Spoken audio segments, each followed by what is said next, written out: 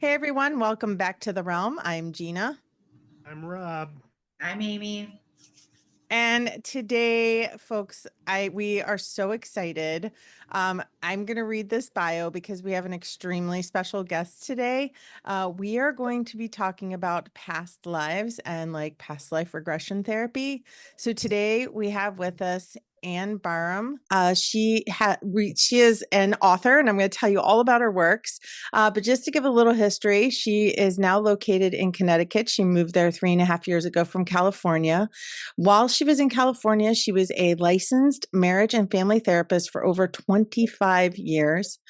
She actually developed a specialty early on in past life regression therapy and is certified with the International Board of Regression Therapy. She holds a master's degree in counseling psychology with an additional training in transpersonal psychology, hypnosis, therapeutic imagery, and trauma release modalities. Anne was able to incorporate her interest in the spiritual aspects of existence, which I can't wait to touch on a little bit. And she married that with her counseling practice by helping clients retrieve their own memories of prior lifetimes to work through trauma, unfinished business, as well as bring forth talents and insights from the past. So she's found it to be a very fast way of helping clients work through challenges where they may have felt stuck for many years. It also opens clients up to larger realities of existence. Anne has been featured on radio and TV as an expert on past life regression therapy. Her book, which we're going to give lots of time to, The Past Life Perspective, Discovering Your True Nature Across Multiple Lifetimes. I have my copy right here. I don't know if you could see it. And that was published by Simon & Schuster in 2016. And it's filled with fascinating client stories from her many years working with people from all walks of life. So Anne, I first just want to welcome you to the show and thank you so, so much for being a part of today. Well, thank you so much. I think it's going to be a great conversation here. Yes, I'm super excited. So I'm ready to dive right into it because I'm telling you, I'm super, super, super passionate about this particular topic. And it's a topic I've been wanting to do ever since we started the podcast a few years ago. So it's just perfect timing and finding the right person, and you're definitely it. So basically, to our listeners and viewers, our mission for the day is to kind of present the case for the possibility of past lives and reincarnation. And the layman's term, or the layman's definition for that, and I kind of looked it up to see, and so Google AI made this kind of synopsis for me. It says it's the concept of past lives is the idea that a person's soul or spirit has lived in multiple lives before their current one. It's a belief that's often associated with certain religions and spiritual traditions. In some circles, it's often discussed that we tend to reincarnate with the same souls repeatedly over many lifetimes, showing up in each other's new lives in some way. So before I move on, what do you think of that definition, and do you want to fine-tune that a little bit? Well, it's really an excellent layman's definition for sure. So generally, yes, the idea is that we are manifestations on the planet of an eternal soul essence that each of us has, and that our soul chooses to come onto the planet in human form to have experiences, to learn lessons, to hopefully achieve something purposeful on the planet, and then at our death, that all that experience gets sort of absorbed into our soul essence, and then there's the choice that can be made to either come back again, to hang out in the spiritual realm for however long, or to work on a whole different dimension altogether. Also, that idea of that we tend to incarnate with a lot of the same people. Those of us in the business kind of refer to that as our soul family that we have. And these are the other souls or beings that we really like to work with. So it's either that we just have a great love between us, and so we want to be together. It could be someone who's even decided that they're going to help us really grow on the cutting edge we've decided to work on in this current lifetime. So perhaps it's the person that really rubs you wrong, because you've decided you want to learn about patience and kindness and compassion. And so they actually kind of volunteer to come in and say, okay, I'm going to be that business partner that drives you crazy and, causes you to lose money and whatever, because they've agreed, because of that underlying love and connection, that this is going to be a way that they're going to help us in our evolution. So that's just kind of additional frosting around that basic. I love that. Yeah. I absolutely love that. Well, I want to get personal a little bit on my behalf of why I'm so passionate about it, and kind of I'm going to information dump on you a little bit. So I sent you a few notes before the show so that it didn't seem so overwhelming, but there's just some things that I want to talk about, and then I'm going to kind of turn it over to you. But my personal belief on reincarnation and past lives, it may differ from others, but I 10,000 million% believe in past lives and reincarnation. My obstacle is, how does it work? Like, how exactly does it work? That's still a mystery to me. The whys of life and why we would do that, still a mystery to me. And I'm almost okay with that, like having that mystery and not really knowing the end game. But I also believe, like how we just talked about, that we do have a small, close-knit circle of souls that we reincarnate with, and that the capacity at which they're a part of our lives in each lifetime can either be different or the same. I guess to believe that, though, would to accept maybe the ideology that perhaps in one lifetime somebody was the love of your life and then they become your father, or vice versa. So that's a little hard to kind of wrap your brain around. But I have a romantic side of me that just wants to believe that my true romantic soul and the mate is just kind of found over and over again. I think there's a movie called Dead Again that is on that basis. But I also believe that we have many soulmates, like friends, relatives, lovers. So that's kind of what you had mentioned with the soul family. But what compels me most that we've lived before is that I feel that I have a deep knowing for things sometimes that I shouldn't or couldn't possibly know. And I'm going to give you, for instance. So I was out riding around with a friend one day, and this woman was broke down in this parking lot. I saw her. I was maybe 15 or 16, and I said, Fred, let's stop. He pulls into the parking lot. We get out of the car. I asked the woman what the problem is, and she kind of just said, her car's not starting. And I said, pop the hood of the car. I have no idea why I'm saying this. I'm a 15, 16-year-old, not that females can't know anything, but, this was in the 90s, right? So this is not like a typical thing that you would expect a quote girl to know. So I asked her to pop the hood of the car, and I took a look at her engine and immediately felt like choking. And I heard the word choke, like the car couldn't breathe.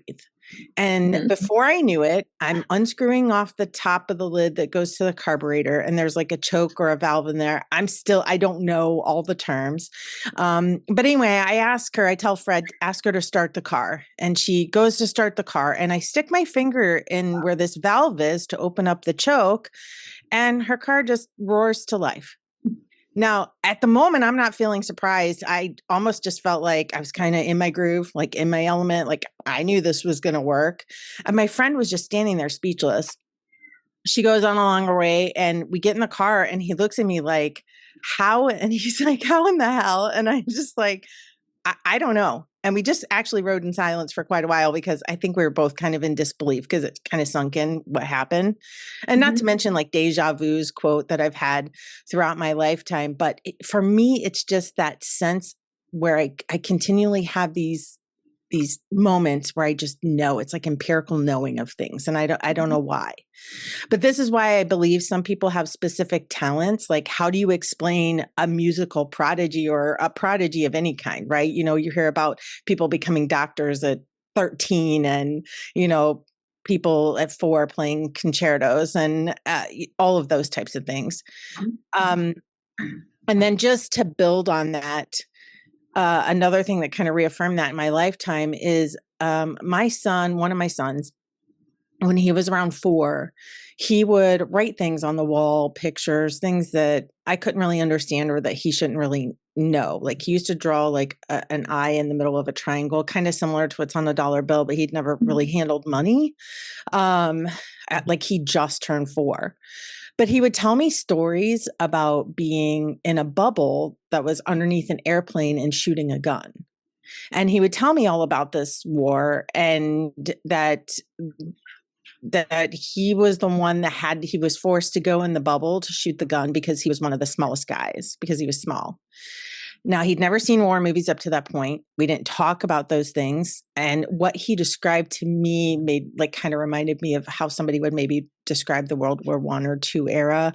I'm not super great with history, but that's what kind of came to mind.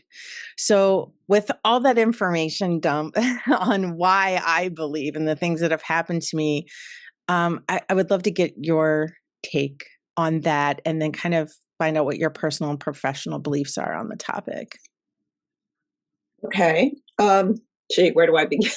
I know it's a lot. Well, your first question was why do we do this? As in, why did these souls choose to come onto the planet?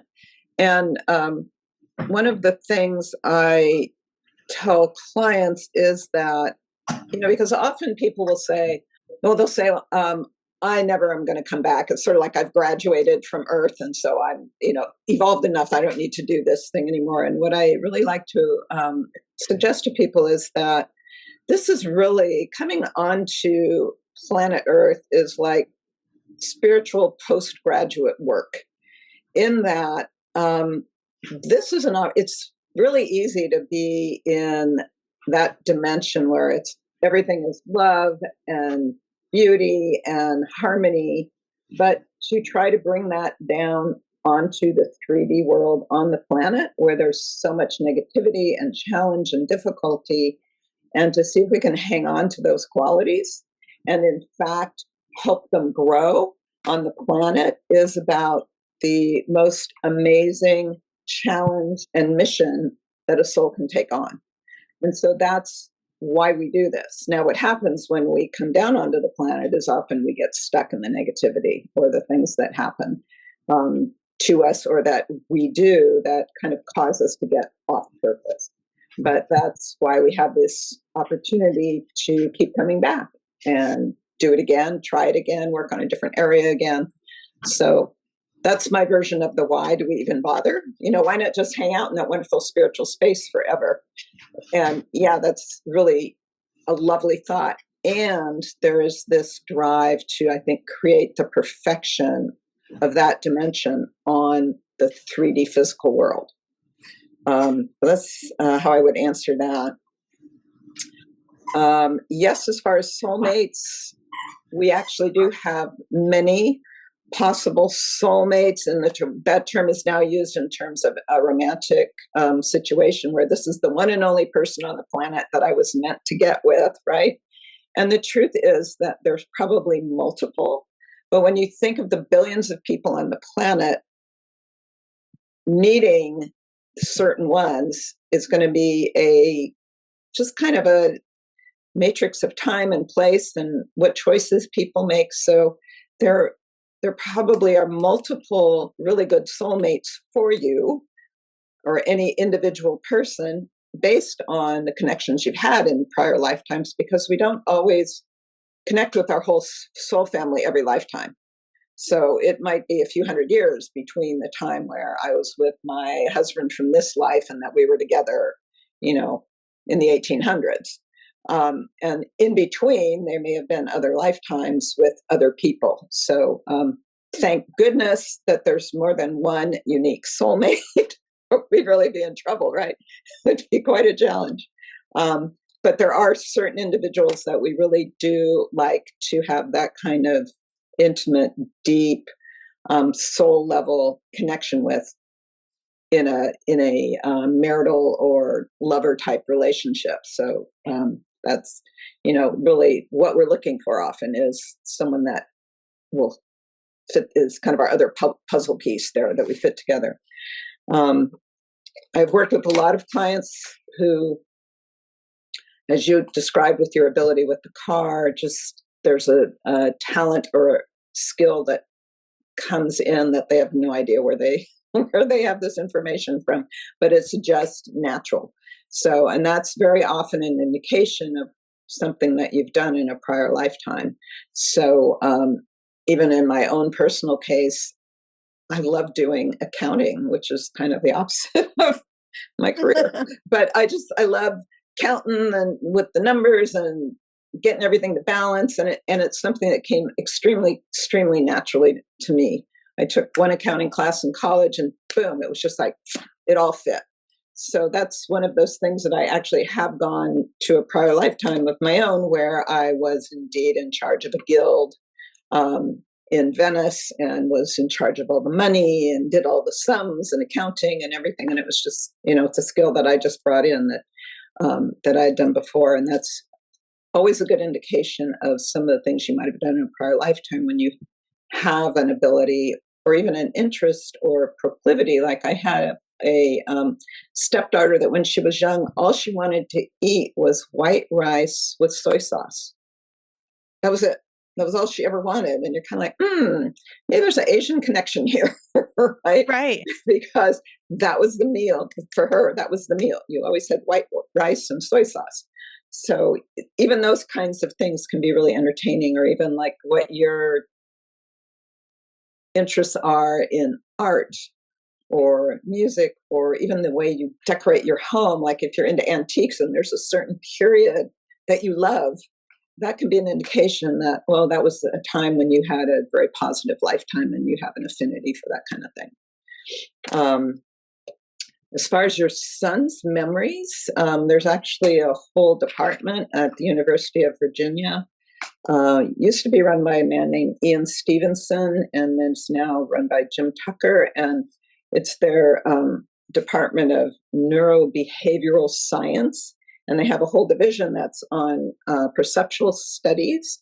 And what they do is they interview children that have past life memories and try to validate and actually research and, in a sense, prove that there's no other way this child could have known this thing other than if indeed that was their lifetime. Now, this is much more accepted in Eastern countries. As you mentioned in the intro, other religions are a little more open to this concept of reincarnation. But in reality, over half of the world's population actually believes in reincarnation. It's just more the Western mindset that still has a little trouble with that. But I've regressed people from all different religions, all walks of life. I've, Protestant ministers and, Mormons and guru from India. And, it's like, it's really something that is accessible and available to all of us. How about an atheist or agnostic? Have you well, I've actually, I think I've had a couple of people, well, certainly people that have been very skeptic. I think if you don't have to actually believe in God in order to believe in reincarnation. So, yes. And I've also regressed a lot of people that have been very skeptical about the whole idea of reincarnation, and they are doing it because they're writing an article about it, or their spouse insisted that they must have a session. In fact, one of the chapters in my book, a gal came to see me, and she and her husband drove, multiple hours. They spent the night for her to have a session, and she kept saying she wanted her husband to have a session. And he was like, nah, not going there. I don't believe in any of this stuff. He finally, I think just so that she'd shut up and that they would have a pleasant drive home, he finally agreed, whatever, we'll give it a try. And his session was much more intense than hers and was just life-changing for him. So you don't have to believe it to have the experience, and then you can make of it whatever you want. Yeah. And that's kind of like apart from the paranormal podcast, we call it a paranormal podcast, but we talk about everything. We've talked about spontaneous human combustion, all kinds of mysteries and things like that. And part of that, we have a team that also does, we do paranormal investigations as a second side to it. Uh-huh. And half the team doesn't even really believe that, right. that they're spirits, but it's that looking for that proof, because there's so much that happens that we can't explain. And so and that's what I love about this. Um, I wanted to kind of open it up to you for you to tell us a little bit more about the type of work that you do, how you feel it's helped others, and then we'll kind of move on from there. But I have to say, like, and we'll talk about your book in a minute, but I'm going Mhm. to tell you guys, like, I ordered this book, like, as soon as I found her, like, before anything. I read this book. I'm not all the way done with it yet, but I had to actually put it down because it's one of those things that, because I believe and because of all the things that I've had happen, when I read other people's experiences that she's put in this book, it was just a lot for me to digest, because it's one of those things where when I'm reading the truth, it takes me longer to get through the book, because then I feel a sense of responsibility to the truth that I've learned.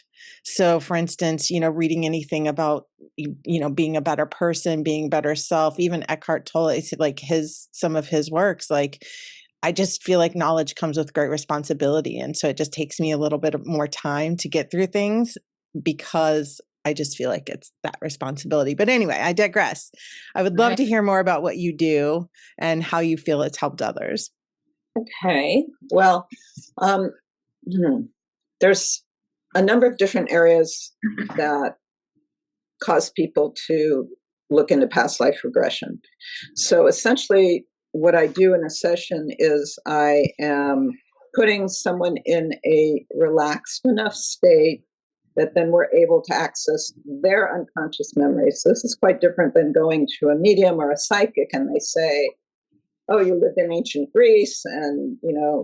you were from Sparta and you had a big, were in a war and you died when you were 23, right? That might be a story that you might hear from a psychic. So in this case, when you're doing a regression, we're actually taking the client into their own unconscious memories. So all the information is coming from them.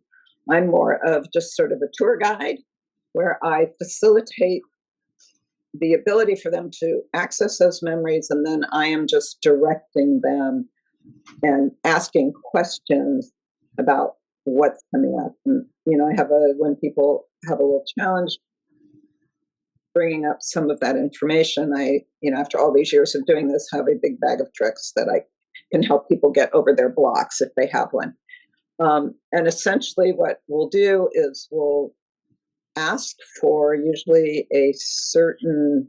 about a certain issue, and I'll mention what types of issues we go after in a minute, and or leave it wide open to whatever's most important for me to see today. So we can go from something very specific to something very broad, and then we meet the individual that they were, and the people will get the experience either like visually in their mind's eye, they'll see pictures, or they don't get visual, they might just all of a sudden get a story that pops into their mind, and they don't know where this has come from, but all of a sudden they're having the thoughts and feelings and emotions. Sometimes there'll be physical sensations in their body that correspond with something that happened in a prior lifetime, such as, you'll get all of a sudden a terrible pain in your shoulder and be like, oh, spear just went through the shoulder, you were in a battle. So all these various ways of information coming in. And then I work with that to kind of lead them to and what happens next, and what, perhaps if there was a critical incident, let's go back to the origin of that incident, what set it up, go to the end of the incident, go to the next key incident. And we work all the way through to their death. And as we're doing that, we're also identifying other individuals that played important roles.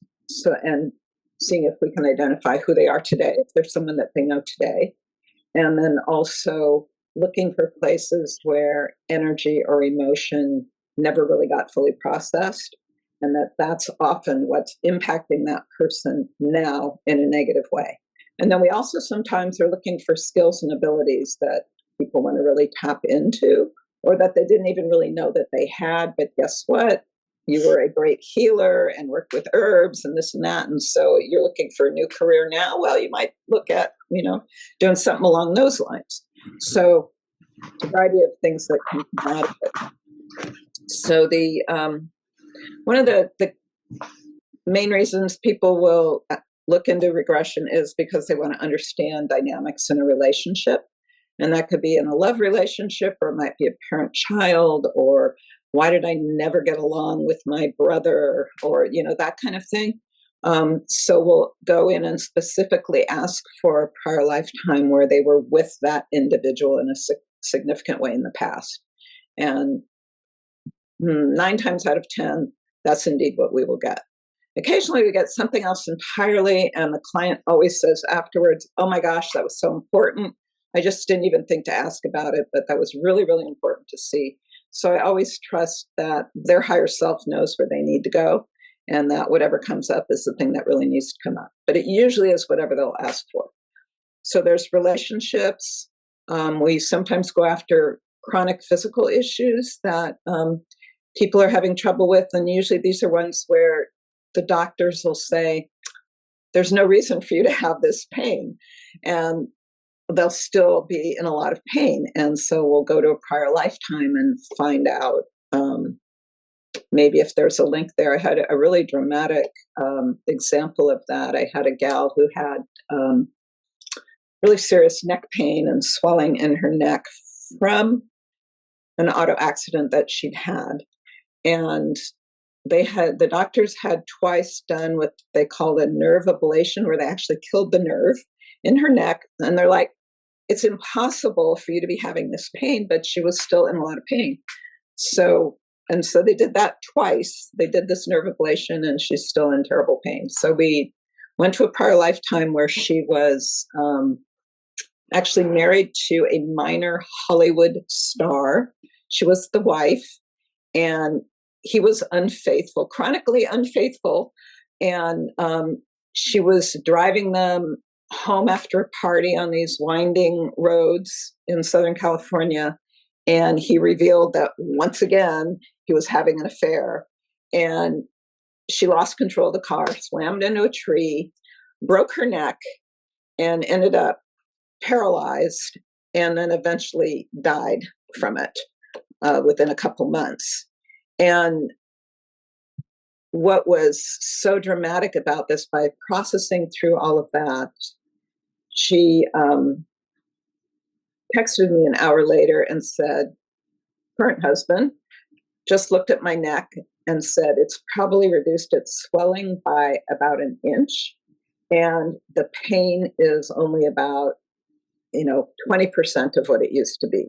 So she had a pretty dramatic physical, I don't know if I want to call it healing, but amelioration of her symptoms, which seemed to be more really connected to all the emotional content of what had happened in that prior lifetime that got kicked off by having another auto accident in this lifetime with some neck injury. So we can sometimes really do some great stuff with physical issues that the doctors are saying you have absolutely no reason to be having this problem. Then there's emotional issues, like someone who's plagued with depression and can't really point at why am I feeling this way, or guilt. I had one client who said she woke up feeling guilty every day, and she had no reason that she could think of. And she was like in her 50s at this point. So what a life of every day feeling guilty. And she'd done many years of conventional therapy, and it really hadn't helped. And so we went to a lifetime where she was a guard at a concentration camp during World War II, and did a lot of atrocious things to the prisoners, including raping a young girl. And when this guard died, he felt very guilty for what he had done. And so here she is, reincarnated, coming in with this guilt because it needed to be healed. And we don't just carry it around to punish ourselves, we carry it around because it's unfinished business that really needs to be healed. And so this was the opportunity to dig up that memory and go through the processing that needed to happen, and how that guard was kind of forced into the position, and that the only way he could survive was to kind of become the offender. So issues like that, depression, guilt, anxiety, any of those emotional type issues. Then a lot of people will do a past life regression because they're looking for their life purpose. And they're kind of hoping that by looking into the past, maybe when they've had a career that was really meaningful for them, or that there's something that's carrying forward that they need to do. So it can be really helpful for that. And then a lot of people do it because they want to do spiritual work. They want to connect more with the idea of their eternal nature. And we do a lot of really, to me, the funnest part of the work is after we've gone through the life and we go through the death in that prior lifetime, then we play around in that spiritual space where we go to after we die, and we can get a lot of guidance and knowledge in that space. We can do a lot of healing work there. So that's one of the things that people are also looking for, is just more of a connection with spiritual realities and to understand themselves as something more than just this individual human personality that they're manifesting right now. So hopefully that answered It without did, too and much detail. no, I love it, and I have to say, I mean, you spoke about like the higher self and things like that, and I'm a master level Reiki practitioner and teacher, and for me, it wasn't that is Reiki was the end all be all for me, but it was the vehicle I chose because I felt called to that path of helping people navigate through by providing these moments for Right. people. Yeah. And so in part of that practice, there are people that have come to me. I have one client that's in her 80s, and she first found me at a fair. I was just showing off, doing free stuff at this Sure. spiritual fair, and her kids brought her there. And so she laid on my table and she called me a couple days later and she said, "Look, I'm going to start first by telling you I don't believe in what you do, Yeah. but I have had she had some neurological issues that have been going on for a long time. And she's like, so I don't know if it was you or the frankincense oil that I bought, but all of a sudden I don't have this pain anymore." And she's like, I have been suffering. She's been on loads of medication. She had been suffering. And she said, I want to start coming to you just to see what happens. Mhm. And here we are 3 years later and still a client. Now, I had stopped seeing clients for a little while. I had to kind of take a step back for a little bit. I needed some me time. I needed some things for myself to rebuild myself up to be able to do that again. And so, she's patiently waiting for me to be able to see clients again. But, just having those things return and when she's not doing it. So it really speaks volumes. Like when you said that swelling went down on the person's neck, they reported it. Like I've literally had people come to me with problems after car accidents or many years of pain, and just even doing something similar where we'll do what I call an aura cleansing, but really it's kind of like it's a guided thing that I do where they kind of try to look deeper into what the problem is and see, Mhm. I ask them what a shape, I tell them to name it and give it a texture and a color and what feelings associated with it, and, have them kind of release it at the end. And I haven't done those super often because they're very intensive. I think for me more so than Mhm. anything, because Right. I'm not a therapist or anything. So, I try to tread lightly, but I do believe that. And I just find it absolutely fascinating. And so in the work that you do, I know you wrote a whole book about some of your most memorable things, but before we get into that, I wanted to know, um, first of all, I guess let me just bring this up. There was a couple documentaries that I had watched over the years. One was called The Boy Who Lived Before, which came out in 2003. And then there was another one, something like kids with clear memories or kids that can remember things. I'll put the links to this in the show Mhm. notes. But in The Boy That Lived Before in 2003, it was a boy named Cameron McCully. He was 2 years old and he kept talking about this life on the island of Barra, if that's how it's pronounced. And he like recalled the house, what it looked like. He could tell the layout. He remembered his family. Now he lived with his mom in Glasgow. at 2 years old, and he's giving her all this information. And it was to the point where he wanted to go home and he cried about it a lot. And so finally they got the money to travel. And, EasyJet probably wasn't around back in the day where it's easy to just fly around. So, they got the ability to travel. They went there and he was actually able to like guide them to this house on the seaside. The house was exactly the layout that he said that it was. And in a similar story in the other documentary that I had sent you, this took place in Sri Lanka.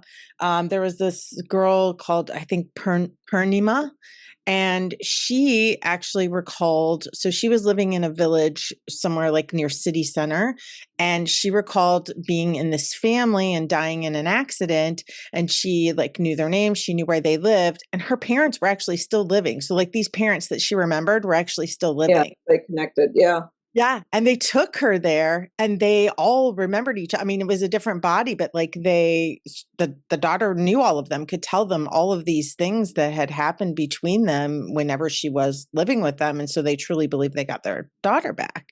Right. So having said that, and there's probably a host of other things like that, do you have any cases that were like able to be, I guess, verified, so to speak? By Yeah, doing some research? I have a couple.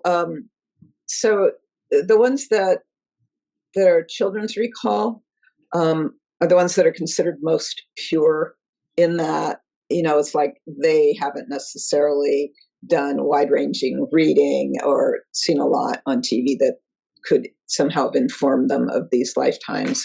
And so those are the ones that people do most research on. My focus with my clients is usually more therapeutic rather than proving if this is real or not. But I have had a few clients that we've gotten enough information that they've actually gone back and validated or, who they believe that they were. And probably the most fun one for me was I did a regression for a Hollywood composer. He did movie, what do you call them?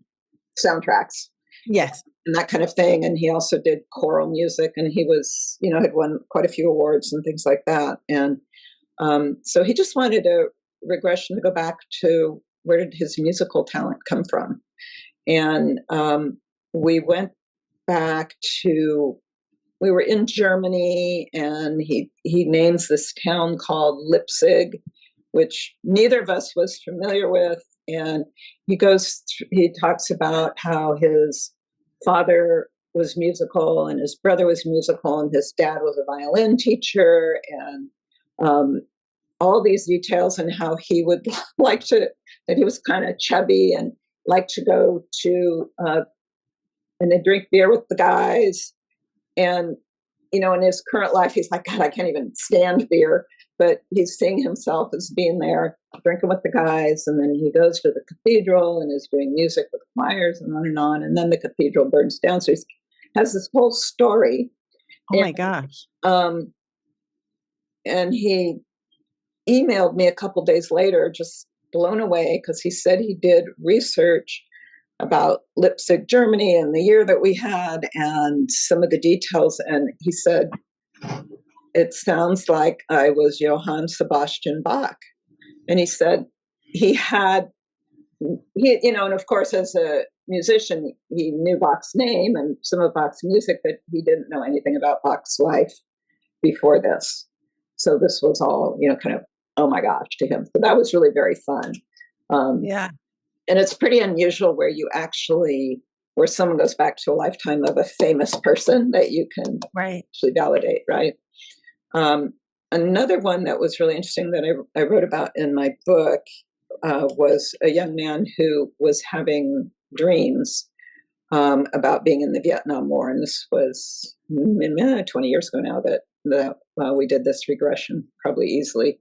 And so he's having dreams about dying in Vietnam. And it was kind of funny. He said when he'd get drunk with his buddies, he would start saying 3501, I'm okay. 3501, I'm okay. And they're like, what the heck's going on? And they think, what, is this an address? He wants us to take him there or what? And so we did a regression because he was really curious to find out what's this 3501 and did I really die in Vietnam? And we did go back to memories of being a sniper behind the lines and his whole little battalion getting wiped out, and he's the only one left. And Viet Cong knows roughly where he is, tells him to come on out and throw down his rifle, and they'll kill him painlessly, which they didn't do. But the 3501 was the last four digits of the serial number on his rifle. And it was always, you will hang on to your gun no matter what, and you'll be okay if you've got your rifle. And he threw it down. So we did ask for a name when we were doing the regression, and he was able to research that name, and he actually sometime later went and found it on the Vietnam Memorial in Washington, D.C. So it was very, very moving. Yeah.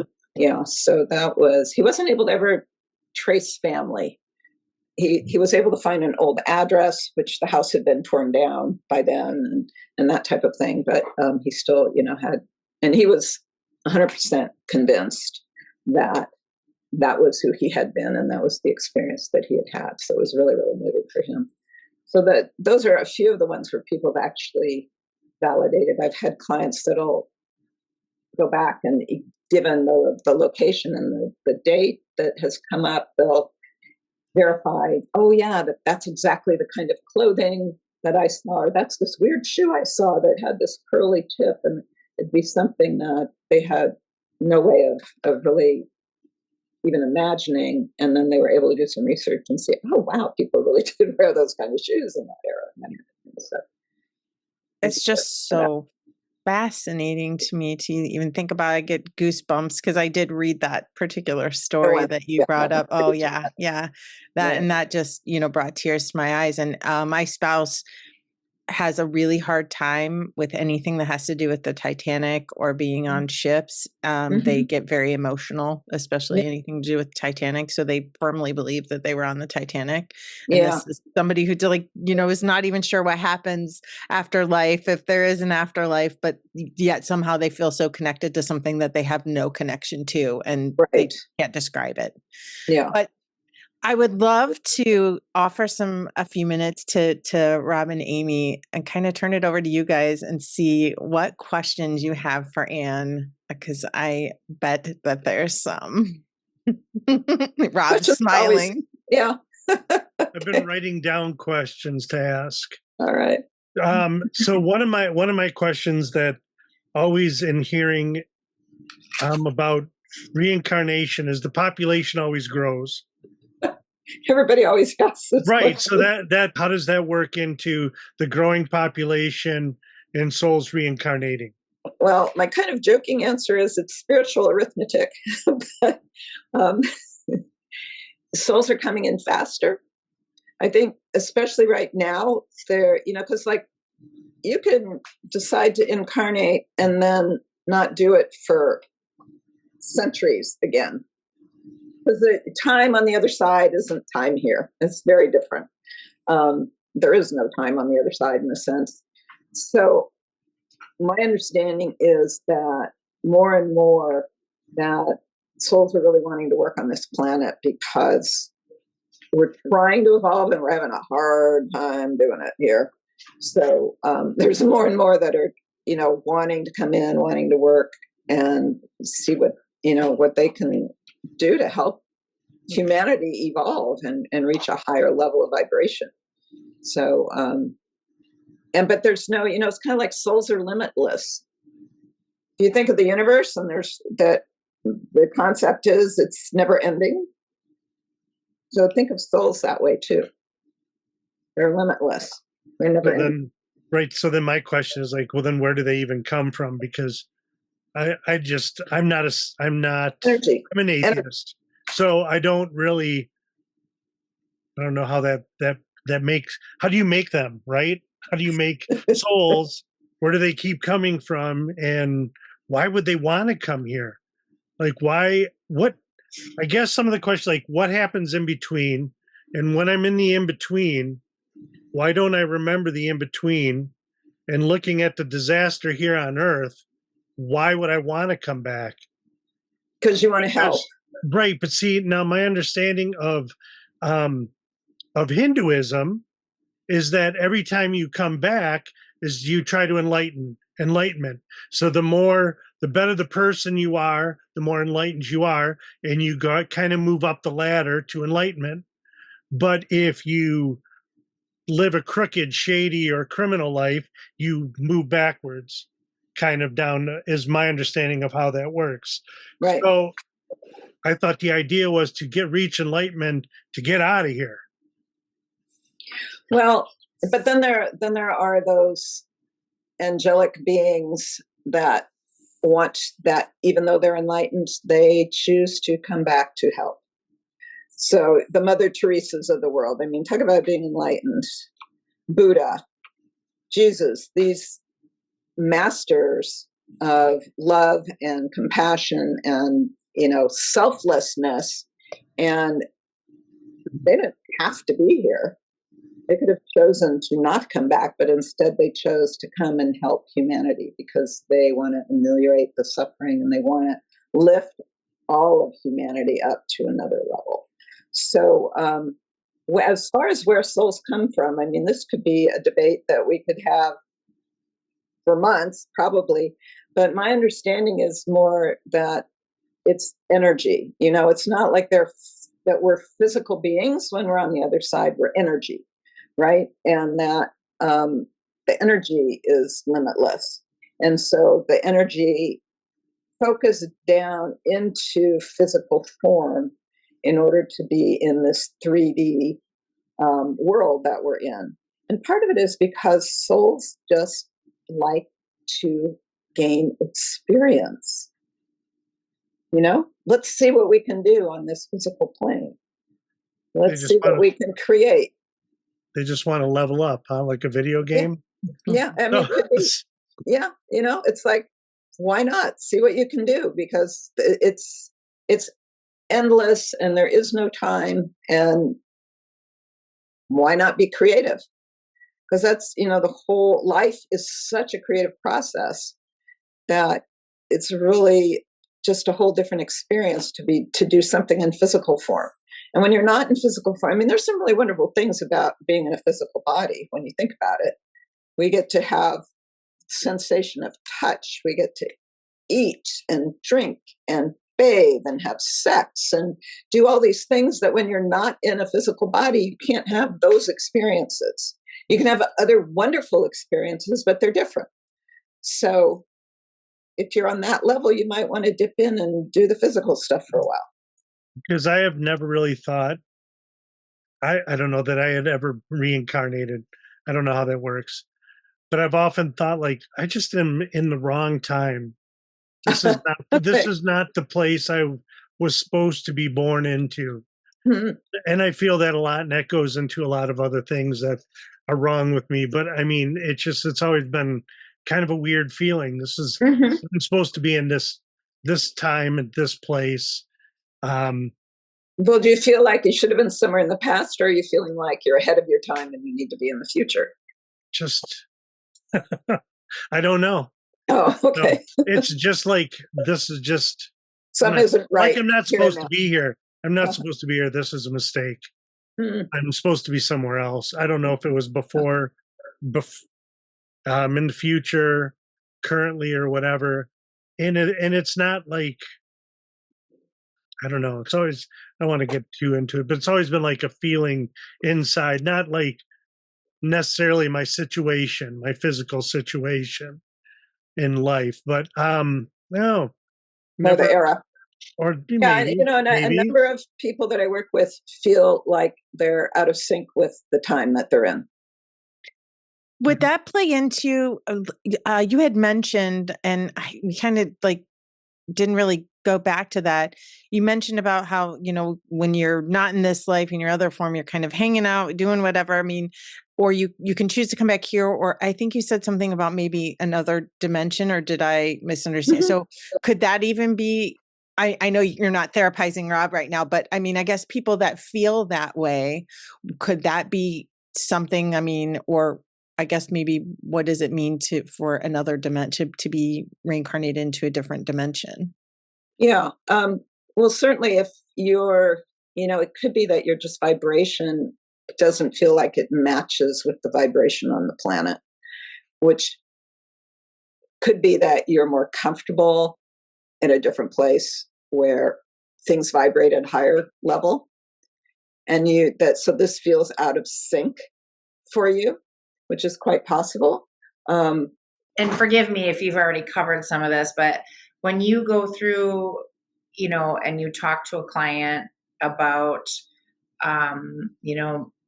when they're interested in getting something from you or just delving into their past lives or whatever, is it like a fact finding thing? Like, are you a question and answer kind of situation to kind of figure out where they originated, or can you kind of just sort of tell right away? Or is it just kind of the things they tell you and then kind of your instinctual, experience? This is all the information is coming from the client.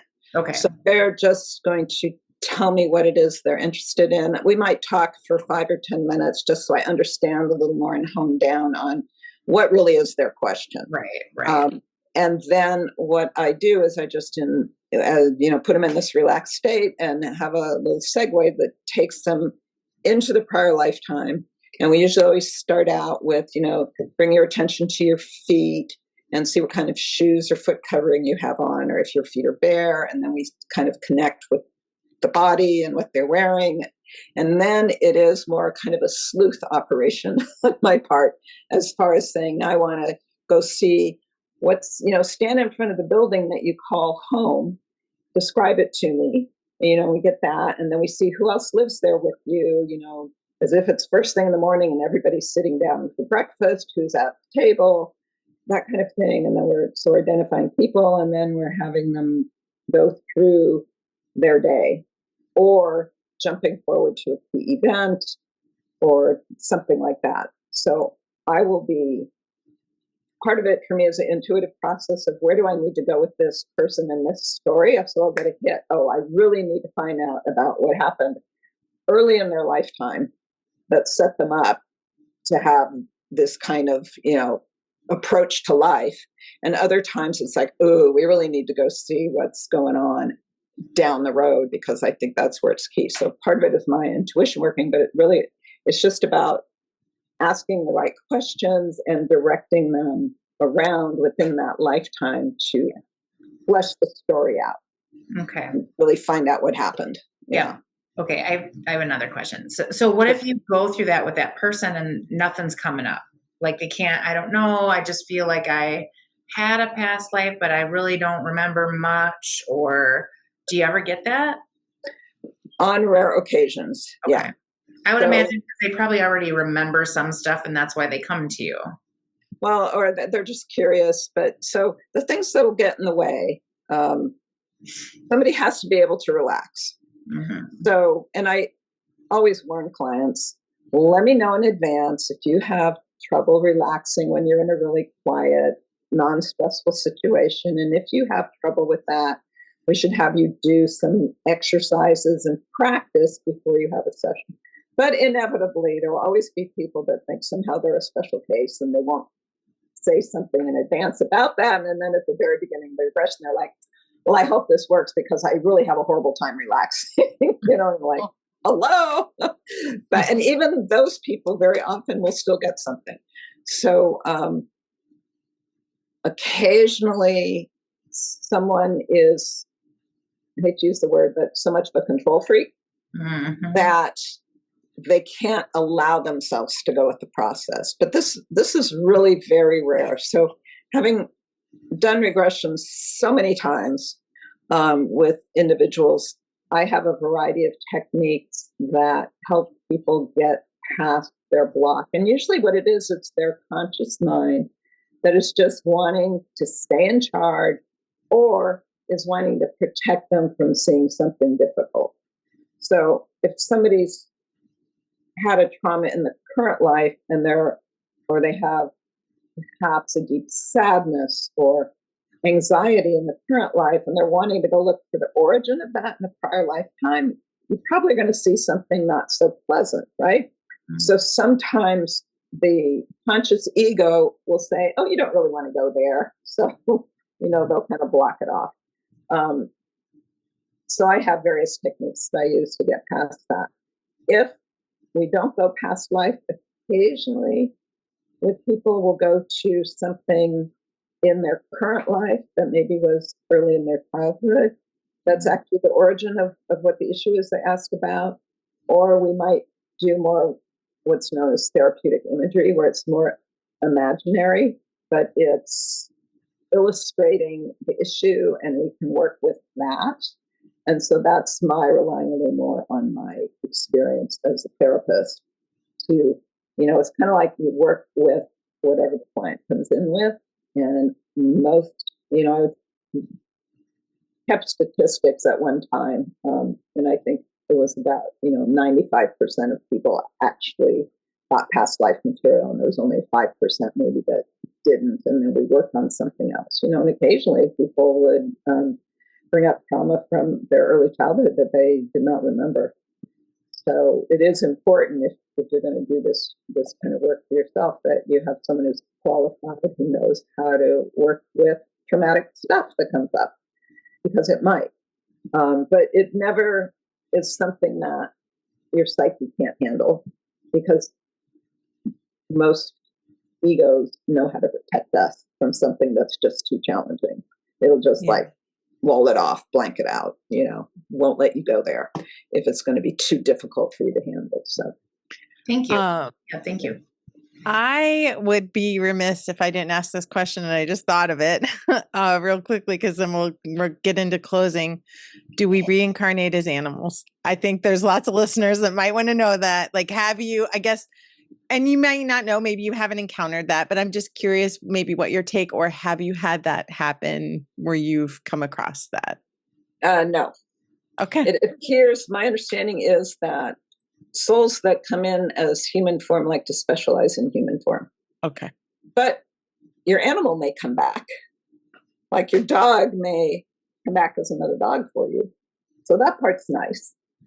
Oh, that's so sweet to think about. Yeah, I have a golden retriever, and when we first got him, I swore he was human before, just because he walks around so surprised on his four legs, like he's never had four legs before.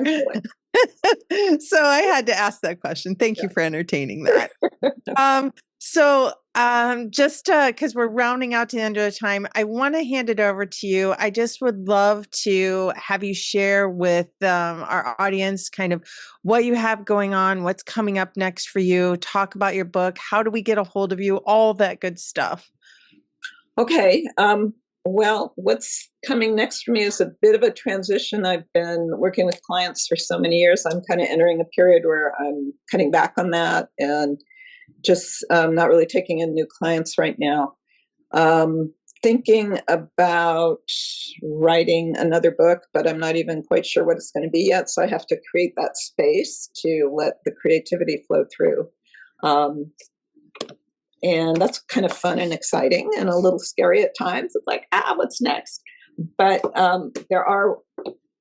there's a lot of good information on my website, which is Past Lives. So that's plural, one word, pastlives.org.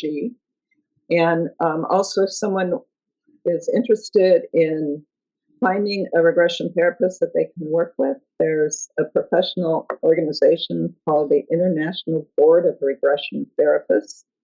And their website is ibrt.org also. And if you want to read some fascinating stories, as you mentioned, let's look backwards here. But anyway, it's the past life perspective. And this has some of my most interesting cases, and also goes into a lot more depth explaining how this work came about and how we work with people, and the kinds of lessons also that come out of this work that are applicable to people in general, not just the individual that did the regression themselves. So that's fun. That can be, you can get a copy of that on my website, or from Amazon or Barnes and Noble or something like that. So that's kind of where things are at right now. And I think they can get an autograph book from your website Yes, too, they correct? can get an autograph book from my website, right? I might have to mail you mine. I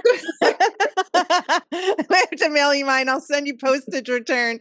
I might need to get that. Fortunately, book rate is still pretty low. Right? Because if I had 10 thumbs to give, 10 thumbs up to what I've read so far, I really would. And I'm not just saying that, like, this is really just, the book is so incredibly fascinating, and I'll actually just pass it along to my team members, like, as I finish it, so that we can kind of all take a look at it. I think we would all be interested in it. So, I will be putting all of the information to reach Anne, or to, I get to her website, find her books, and get some more information. It'll be in the show notes. So again, her website is pastlives.org, PASTLIVES.org. Again, you can order an autographed copy of the book there, or you can get the book on Amazon Prime or through Barnes and Noble website. And then if you are looking for a past life regression therapist in your area, there is a directory through the International Board of Regression Therapy, like Anne mentioned, and that's ibrt.org. So I will make sure to put that in the show notes. First of all, before we end, do you have any closing thoughts or anything else you want to add, Anne? I think the main thing is, if you're interested in this or find it intriguing, go have a session, because there's no way to really understand what it's like except to experience it yourself. I've been dying to for So years. that's one of the things that I just throw out there for people, even if you're skeptical about it. And it doesn't, you don't have to believe anything about it. You can even look at it as, wow, this is just an amazing metaphor for what's going on in my life, and it helped me resolve something important. So it's a win-win. And then you play with your interpretation of why it helped, if you want, or what it really means. But it really, for me and other people I know who believe in the fact that we do have multiple lifetimes, I think it really enriches our experience of our current life, because we have that sense of this network of connections we've had with those we love across many lifetimes. We plug into talents and abilities and interests, and we know that no matter what the hardship is we might be going through now, that there's always another option, another future, or another opportunity to experience something else. And that's, kind of what I see as one of the points of life, is to gather experience and to live your current body and personality to its fullest. And if you have something from the past that's kind of hindering you, well, let's resolve it so you can just be who you are now to your fullest ability. So that's my biggest pitch. I love that. Thank you so much. And we are so incredibly grateful that you took time out of your schedule. I know it's late for you in the evening where you're at. I know you have a lot going on. So thank you so much for making time for us. Thank you. And we really do truly appreciate it. And so to all the listeners, we hope you really enjoyed it. Thank you so much. And please, if you have any questions, don't hesitate to reach out at connectedrealm@gmail.com, connectedrealm@gmail.com, and then go to the websites for Anne and for Past Life Regression Therapists. Again, it'll be in the show notes. Thanks again. Until next time.